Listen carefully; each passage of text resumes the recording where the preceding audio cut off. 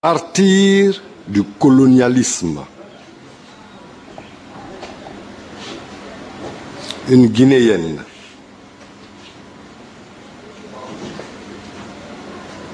une Africaine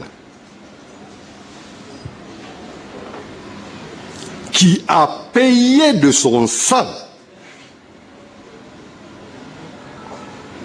et de celui de son enfant encore non né, donc en son sein,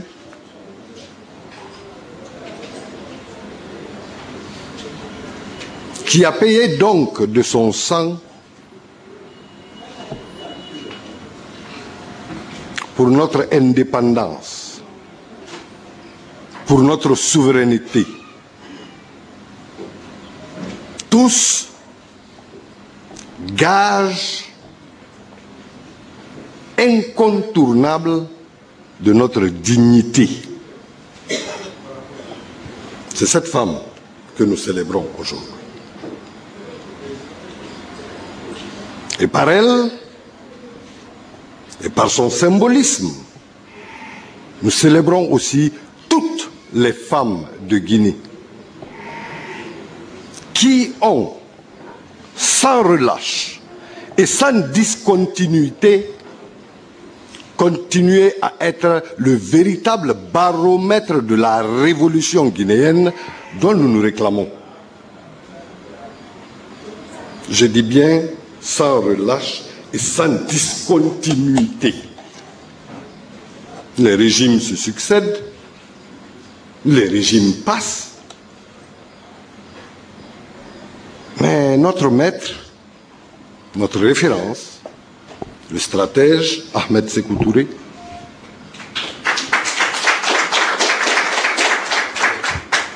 ne nous apprend-il pas que la révolution est transcroissante et transtemporelle?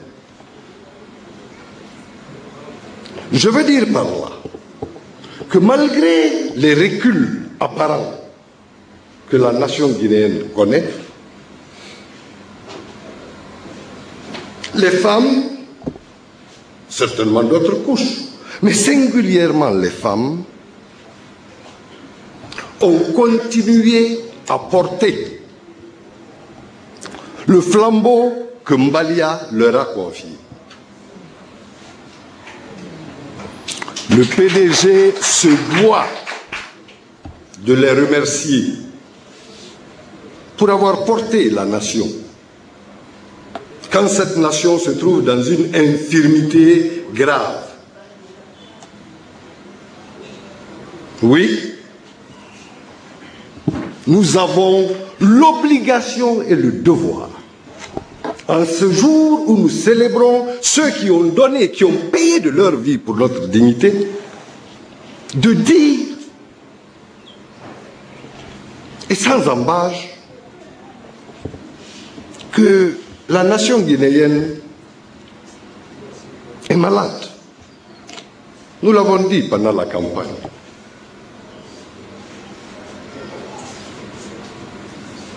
Aujourd'hui, pour la première fois,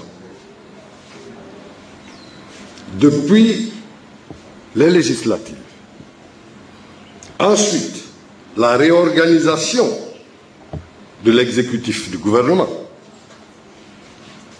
je dis donc pour la première fois, le PDG décide de s'adresser à la nation. Et il choisit pour ce faire la date du 9 février pour tout le symbolisme qu'il incarne.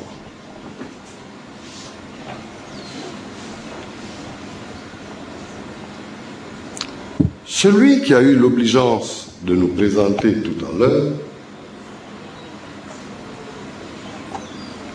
a dit qu'à un certain moment de notre histoire récente et très récente, le symbole qu'était Mbalia Camara, ou qu'est Mbalia Camara, et la date du 9 février a été caché. On a voulu certainement le supprimer totalement, mais ce qu'il y a, c'est que toutes les tentatives de suppression de notre histoire sont décidément vaines, parce que c'est le peuple de Guinée qui porte son histoire.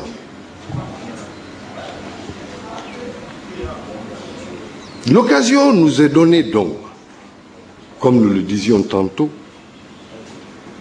que les faits successifs historiques qui se sont succédés depuis avril 84 ont essayé dans la majorité de leurs expressions d'estomper, d'effacer, de tuer la mémoire de notre nation. Je vous disais tantôt, notre nation est malade. Vous ne nous entendrez peut-être, les journalistes vont nous en parler. Vous ne nous entendrez pas parler d'élections, de triche, parce que de toutes les façons, la manière dont les élections ont été organisées, on le connaît. Tout le monde l'a dénoncé. Depuis la communauté internationale jusqu'aux partis politiques, opposition et mouvance présidentielle comprise. Apparemment, tout le monde a été triché. C'est pas ça qu'on nous dit. Donc, nous, on ne s'attarde pas à ça. On ne s'attarde pas à ça, et j'expliquerai pourquoi. La nation est malade. La nation est malade parce que nous n'arrivons plus à dire la vérité.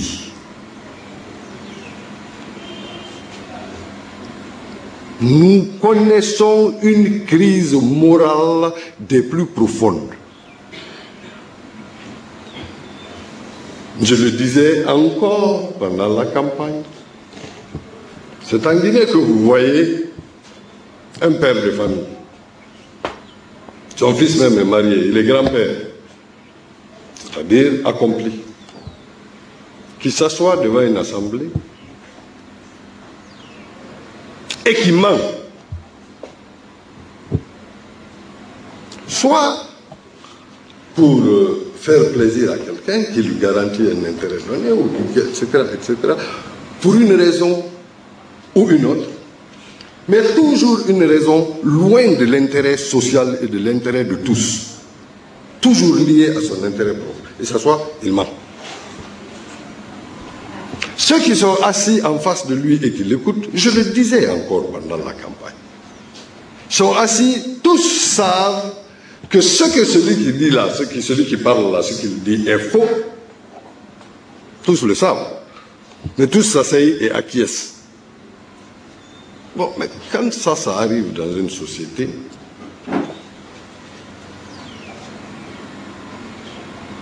et que c'est même tendance à devenir quelque part la norme, cette société est profondément en danger.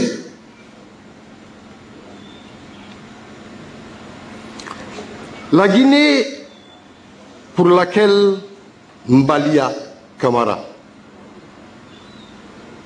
a donné sa vie et celle de son enfant en son sein, cette Guinée ne peut pas tolérer la compromission morale. Parce que le mensonge est la mère de tous les vices.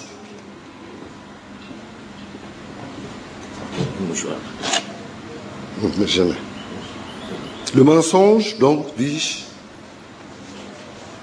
est la mère de tous les vices. Quand le mensonge presque s'institutionnalise, la société est sérieusement en danger. Donc, qu'est-ce qui s'est passé? nous considérons que tous ces déséquilibres-là, y compris déséquilibres socioculturels, déséquilibres économiques, déséquilibres culturels même, à la limite, sont dus au fait qu'il y a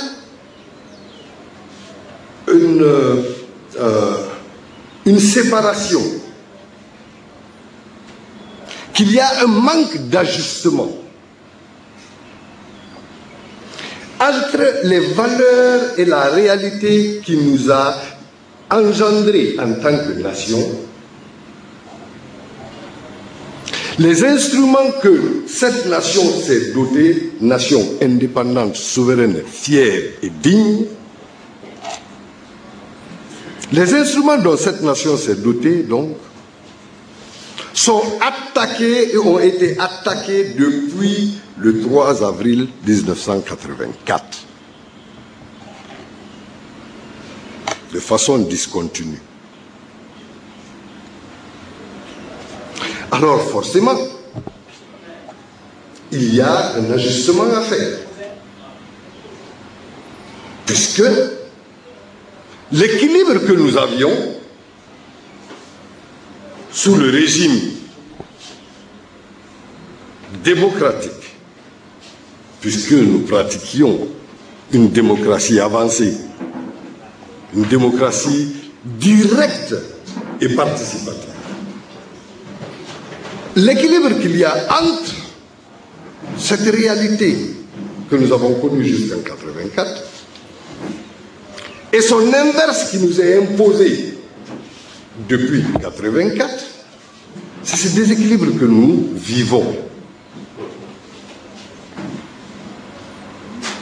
L'une des voies, c'est quoi?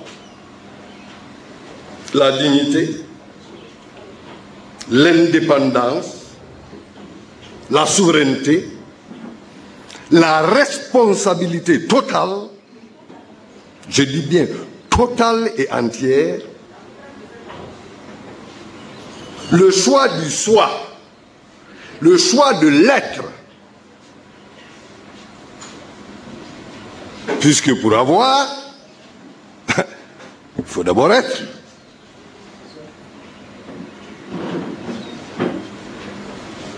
Donc le déséquilibre qu'il y a en ce moment ne peut se résoudre qu'en tendant vers un équilibre. Le PDG, parti de la révolution populaire, parti de masse, a l'obligation de dire au peuple de Guinée, parce que c'est le peuple pour le PDG qui est le véritable détenteur du pouvoir et de tous les pouvoirs, à commencer par le pouvoir idéologique, il y a une obligation pour nous de dire au peuple de Guinée qu'il y a deux voies qui tendent vers une projection d'équilibre. Donc deux projections d'équilibre. La première, c'est celle que j'ai déclinée tout à l'heure, celle de notre parti. Nous pensons que l'équilibre ne peut s'acquérir que quand les attributs de souveraineté et d'indépendance et de dignité totale du peuple sont acquises. Bon, il y a une autre tendance, une autre projection.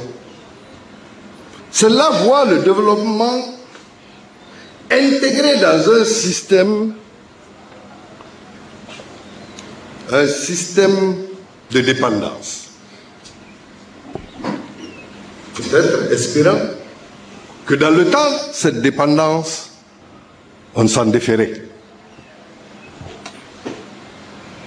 Puisque c'est les deux voies qui sont, l'obligation est faite pour le PDG de s'exprimer et de dire au peuple de Guinée quel est le choix qu'il faut prendre.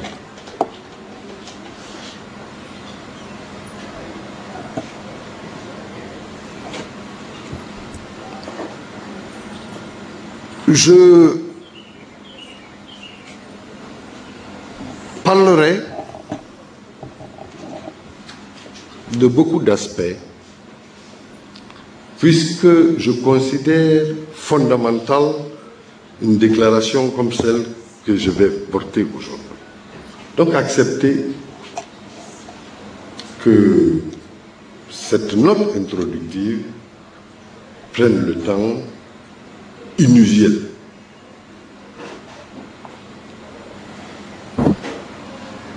Nous souhaitons sincèrement pour le peuple de Guinée et nous travaillons à ça, que l'expression de tous les pouvoirs lui revienne intégralement et à terme sans procuration. C'est possible, c'est faisable. Le peuple de Guinée organisé au sein du PDG l'a fait. Nous pensons, quant à nous, que cette projection est celle durable. Cette projection est celle du véritable développement, parce que le développement n'est pas que matériel. Le développement est aussi socio-culturel. D'ailleurs, premièrement, socio-culturel, puisque le développement doit être fait par rapport à l'homme. Et tout projet de l'homme, quel que soit son projet, même si le caractère économique est visible, tout projet est socio-culturel, satisfaire ses besoins les plus élémentaires.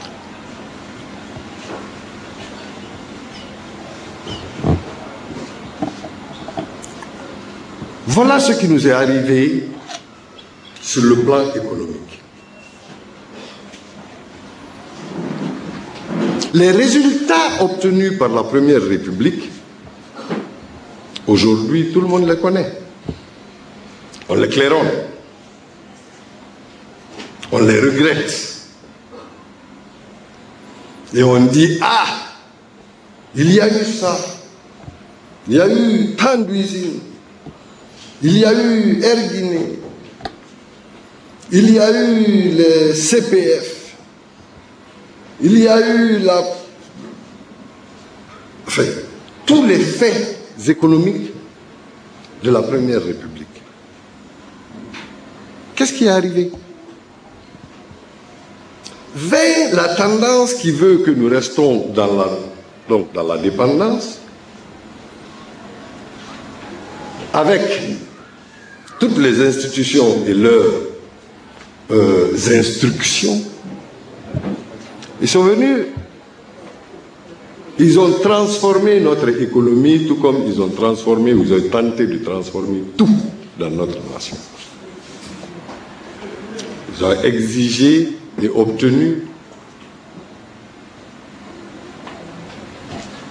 la privatisation abusive de notre patrimoine national.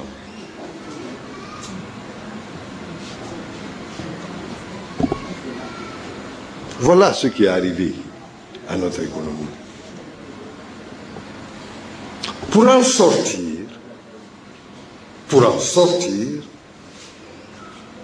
nous pensons qu'il est indispensable